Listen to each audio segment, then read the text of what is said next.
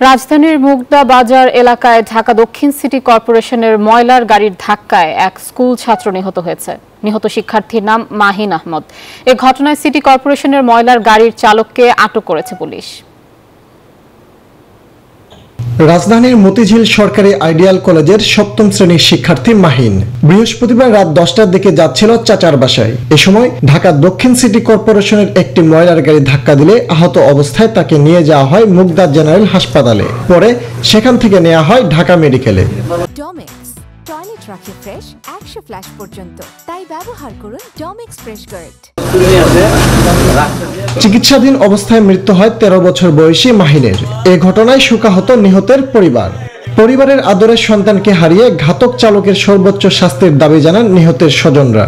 আমার ছেলে তো বলে গেছে আম্মু আমি কাকা গো বাসায় যাবো, আজকে আইতাম না, কালকে সকালে আমি গেলে বাবা তুই যাইস না, বাবা যাইস না। মুগদা থানার এসআই জানান এ ঘটনায় ঘাতক চালককে আটক করা হয়েছে, জব্দ করা হয়েছে গাড়িটিও। গাড়ির বাম্পারের সাথে বাড়ি খেয়ে রাস্তায় পড়ে যায়, বুকে আঘাত থেকে মারা গেছে। আমরা চালককে গ্রেপ্তার করছি। এখন চালকের ড্রাইভিং লাইসেন্স যাচাই বাছাই করে বোঝা যাবে সে কি প্রকৃত ড্রাইভার না হেলপার। মামলা প্রক্রিয়াধীন রয়েছে বলেও জানান তিনি। আমরা পরবর্তীতে আইনগত ব্যবস্থা নেওয়া হবে। ফজলে রাব্বি সৌরভ, নিউজ 24, ঢাকা।